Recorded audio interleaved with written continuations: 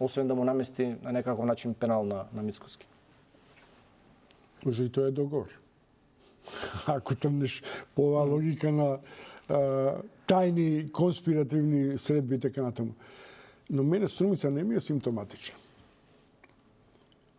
Мене ми е индикација кичева. Тамо очигледно беше сојузништвото на национална основа. Да, во вториот круг гласа и албанци, веројатно. Не можеше само македонците да го победат Дехари. Он си падна заради собствените слабости меѓу другото, дури и албанците на одреден начин. И тоа што ми се чини дека во некоја од последните статистички податоци дека од Кичево има големо масовно одселување. Што значи дека тамо главно и албанците се одселуваат. Значи дека монолитното избирачко тело тамо на албанците веќе е руинирано.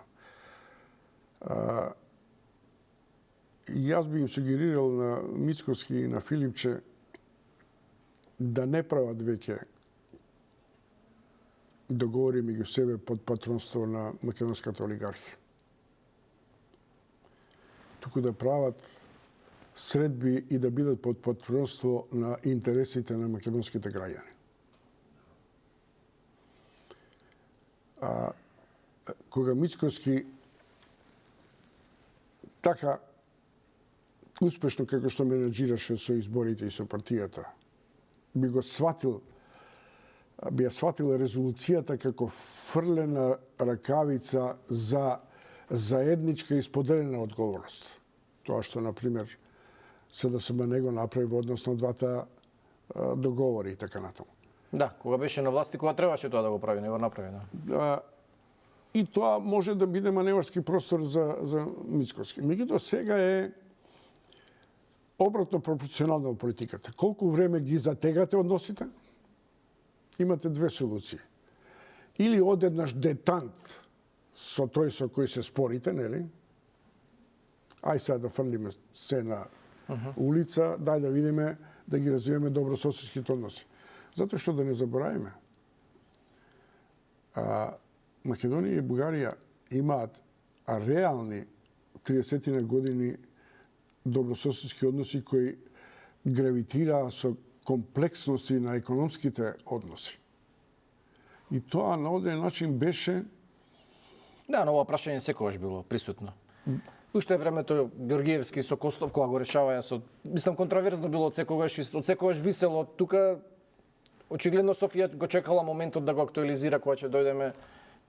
Веројатно чутеа поради тоа што имавме проблем со Грција, па тогаш немаше проблем, нема потреба да се експонира толку и да го извадат на површина проблемот кој очигледно тлее 60 на години, 70, не е од вчера тоа. Македонската власт и дипломатија не го користи најважниот аргумент во релациите со Софија. А тоа е дека Македонија се согласи на договор за добрососедство пред да влезот на Бугарија во Европската унија. Тоа беше одреден начин галантен потез. Таа декларација што потпиша, што ја споменавме на Костов и на Георгиевски. И мислам дека тоа е еден сигнал на кој и на бугарите понекогаш треба да им се споменува, зашто бугарите имаат една прилично нарцисоидна особина. На моменти ми личат на србоманската политика, а тоа е дека од нив се почнува и се завршува на Балканот. Но тоа е во политичките и националистичките елити на Софија. Позрелата генерација на учени луѓе нема такви тврдокрвни патриотически набои. На кога и да се гласа во собранието таму, има консензус по однос на македонското прашање. И кај нас имаше консензус, ама тоа ништо не значи. Ништо не значи за тековната надворешна политика. Што може сега да направи ВМРО ДПМН? Спомнавте една опција да се затоплат односите, но еве очигледно дека не се размислува за сега во таа насока. Знаете, ви прашувам зашто ВМРО ДПМН кога беше во опозиција и кога се противеше на францускиот предлог, кога протестираа во собрание со вувузелите, кога беше фон дер Лајен, генерално има став против францускиот предлог и против договорот со Бугарија. Тогаш дури го оценува како корен на сите проблеми што ги имаме во односите и дека ова со францускиот предлог е само последица на базичниот проблем, а тоа е договорот за добрососедство што го склучија Заев и Борисов 2017 година и дека треба тој да се приспита, дури предлага и да се стави на референдум, евентуално да се поништи. Но откако дојде на власт гледаме дека ништо не се случува. Дури си продолжи со работа тивко некако и таа историска комисија ги променија членовите. Додуше немаме некои сознание дека има успех. Затоа што сепак Зошто се колебаат да преземат некаков чек? дел од нашето раководство се учени луѓе. И знаат што значи преземени меѓудржавни и особено меѓународни договори, ратификувани и усвоени. Ако Европа, Европската унија се држи по таа логика, ај сега ќе го укинеме тоа, нели? Ај сега не се согласуваме со ова одлука на Брисел, погледнете Орбан што им прави. Но и покрај тоа што им прави, они знаат и умеат да го дисциплинираат и умеат да сочуваат својата есенцијална функција. Меѓутоа, ми се чини дека сега во светот, во овој така наречен нов биполаризам, Европската унија не се снаоѓа најсјајно. И не само што не се снаоѓа, нема. Не е проблемот ние само да се реформираме. Брисел и таа машинерија на технократи мора да доживее комплетна трансформација со новите погледи, новите движења во светот. Не е најсјајно на Европската унија и особено на водечките локомотиви Германија, во која, ако добро ја читам, во наredните 20 години не ќе може да излезе од сегашната технолошка и техничка заостанатост, да речеме, условно од светските трендови. Затоа они инвестираат по 300-400 милиарди во вештачка интелигенција и така натаму. Меѓутоа, и треба внимателно да го гледам Мисајловски. Треба внимателно и бодро да се следи овој тек на наоружување и на раст на наменската индустрија. Битката за Германија има криза со автомобилската индустрија, но затоа се пренасочува на воената индустрија. Почна да прави тенкови повторно. Штом Круп прави тенкови, треба да ни е јасно до кај ќе стигнат тие. Имаше сега дебата и на последниот самит на Европската унија околу тоа прашање за носење на одлуките со консензус, најмногу и поради Орбан и поради желбата на Европската унија да ја стават Украина на некаква брза лента за членство во Европската унија, но очигледно далеку се од консензус земите членки и за ова треба да се постигне консензус за да се откажат од консензусот. Она што веројатно нас не засега е тоа што и Бугарија и Грција беа децидни дека се против промена на начинот на гласење. Треба ли воопшто да се надеваме на ова да чекаме да се промени? Тоа не е коловозот за Брисел. Без оглед што ние сакаме да прифатиме или не, и покрај тоа што ние немаме брза пруга за Софија, нашиот пат е побрзо ќе стигнеме преку Софија одошто преку Белград. Нашата надворешна политика мора да ја напушти реториката и зависноста од владењето на север, кој многу поуспешно и поумешно знае да ги трансферира своите внатрешни проблеми на македонско тло. Тоа е константа во овие 30 години на релациите меѓу Скопје и Белград. Српски свет, што го викаат се. И ја не сакам да се занимавам со српски свет, зашто еднаш помалку и се скаравме со Стојковиќ, кој седи, мислиме, че па што му фали на Орбан и на Путин. И сега тука нема разговор понатаму. Генерално македонците добронамерно гледаат на Србија, на сите анкети ни се најголеми пријатели. Сега тука доаѓаат до израз етничките разлики што ги имаме, очигледно за албанците не е тоа така. Сега не знам и за македонците после ова со ЦЕЦА може да се промени ставот. Тоа со ЦЕЦА е прилично важен сигнал и за македонската политика и уопште за културолошката и односите меѓу двете земји. Јас не сум приврзаник на тоа дека Цеца тоа и било кој бугарка ли била, македонка ли била, што го доделила знамето, дека тоа она не знаела какви биле односите меѓу Бугарија и Македонија. Некој велат и дека е провокација смислена, може би служби се вмешани, која произлегува од јатото на Аркан, која е осудена во Белград заради перење пари со Обилич и со и сега и за вмешаност во атентатот на Џинџич. И тамо има, сега не сакам да. И сега да ја прифатам нејзината ноншалантна и агресивна Вучичевска изјава, па добро, тоа продолжи, јас дадов изјава, продолжи концертот и толку е. Па со која храброст одиш на гости, а да не знаеш кај кого одиш на гости? Се обиде да релативизира тоа дека правиме моабет со Гораст и Гораст ми вика, слушај, он чепрка, нели, тамо и Ушче. Замисли, вика, некој да дојдеше да пролеташе на Ушче со дрон со албанското знаме. Или со косовското. Што им се случи на фудбалскиот надпревар. Косовското е либерално, има европско знаме. Ова е класично национално знаме.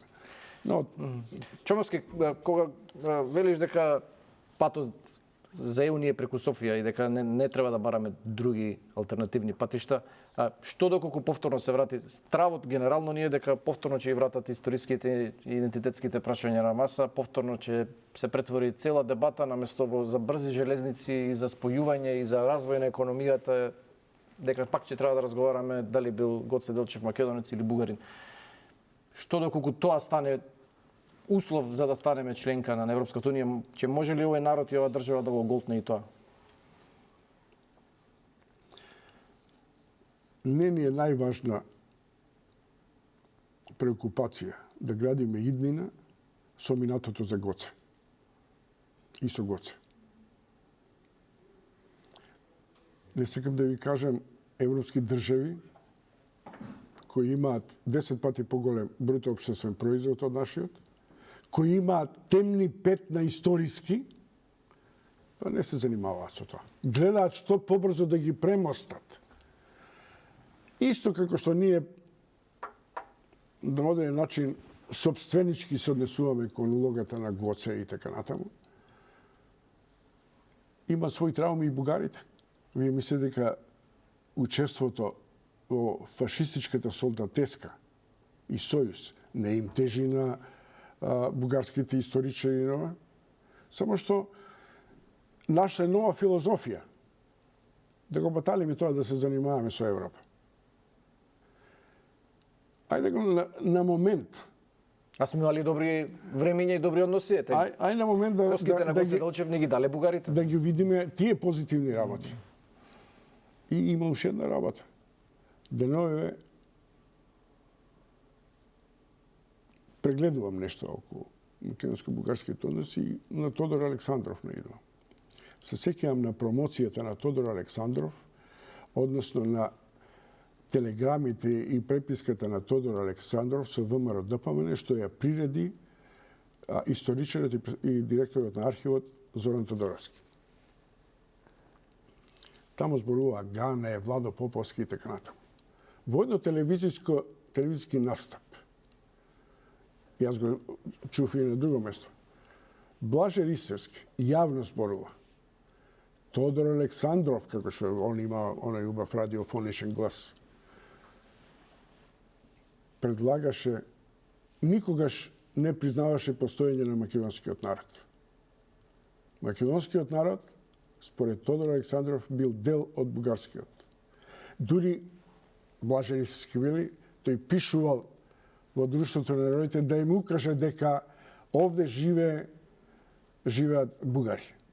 И сега ние, ја немам ништо против. Тодор Александров е нишка која ги врзува револуционерните ансамбли, да речам, и од тамо и од овама. Меѓутоа, се закопавме во таа историска бара, без при тоа да си ги решиме собствените наши дубиоси историски.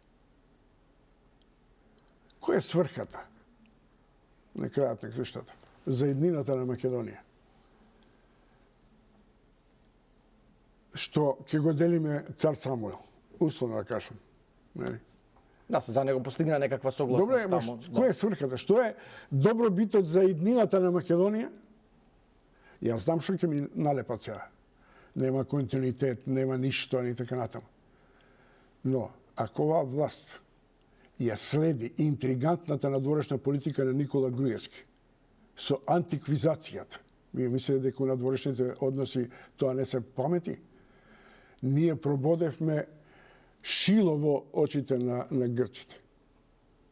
Ако почнеме на тој начин, ќе ни се врати инаку кај кроткиот народ една чудна мегаломанска логика и нарав или карактер, дека сите околу нас нечине само сме ние најдобри.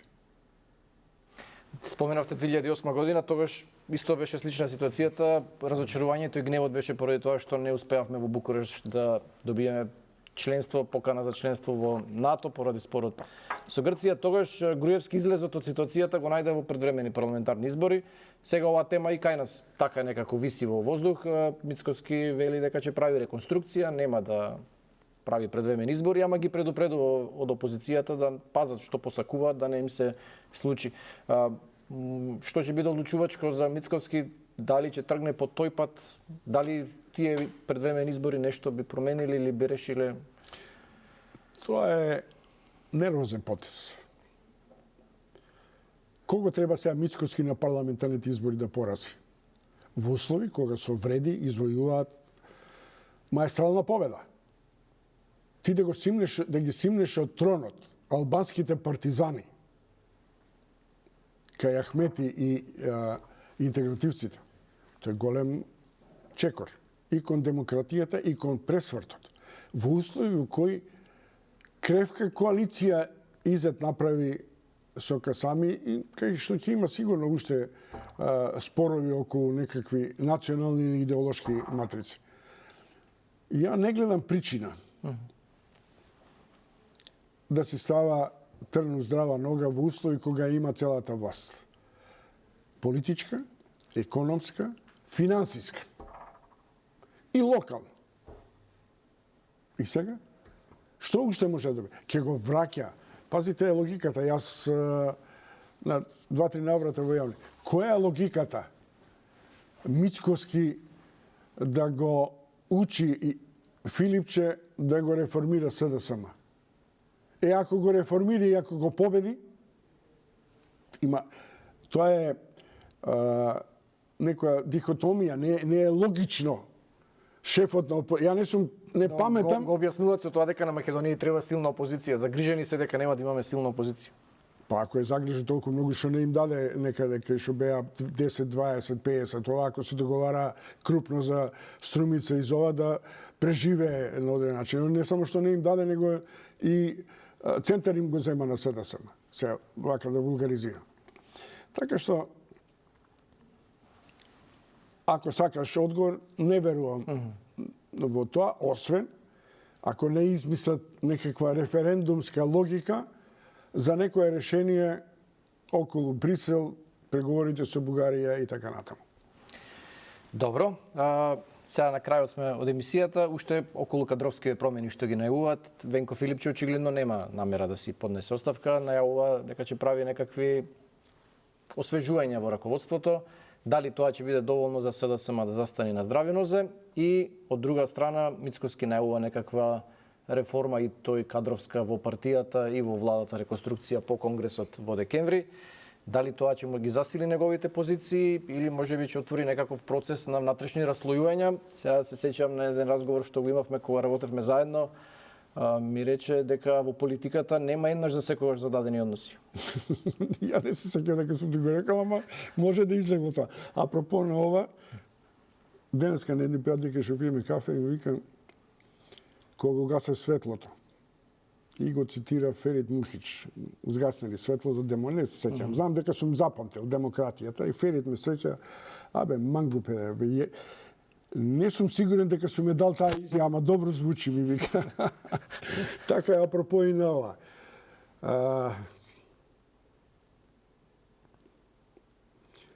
Сакаш искрено. Досадно ми е више и да читам. Ја не ги читам насловите врзани за тоа кој каде ќе биде и кој министар ќе биде. Не читам. У овој момент интригантна ми е економската ситуација и надворешно политичката и геостратешката ориентација. На тој план, ајде да не остане поштедена и председателката. Има Совет за безбедност. Така лежерно поминаа тие изјави на премиерот на ова. Има закани, после пожарите, вакви се, онакви се. Дестабилизација, да. И никој не зборува за тоа. Советот за безбедност не разговара на тој план. Имаше една седница за пожарите. Ама тоа беше пред тоа. Која излегува дека е безбедносната состојба е стабилна и така натаму. И после тоа ништо.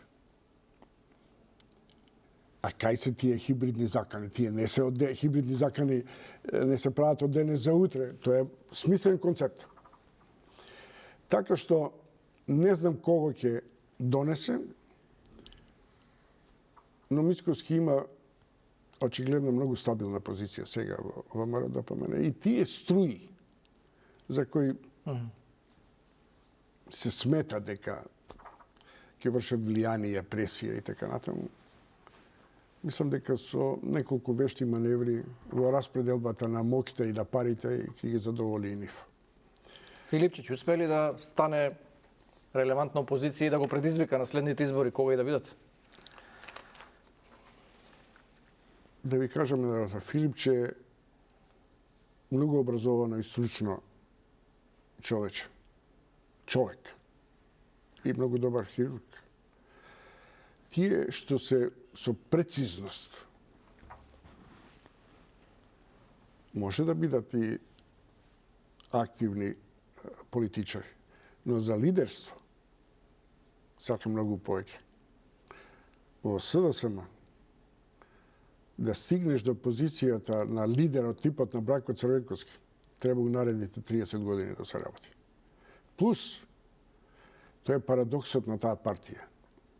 А тоа е дека сите што создадоа моќ, позиција, пари и така натаму, го напуштија СДСМ. А благодарејќи на СДСМ станаа тоа што се. А последиците сега ги трпи СДСМ. Последиците сега ги трпи СДСМ. Кај Филипче стратешка грешка беше откако Сорос пропаѓаше, Сорос му влезе.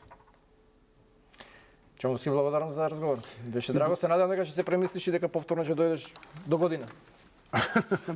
Ако сум жив и здрав. Ти посакувам добро здравје и се надевам дека ќе имаме прилика повторно да разговараме. Секогаш ми е драго. И посакувам. Фала на. Почитувани, тоа беше Александар Чомовски. Благодарам за вниманието. Се разбира, останете со нашите програми. Се гледаме следниот четврток. Довидување.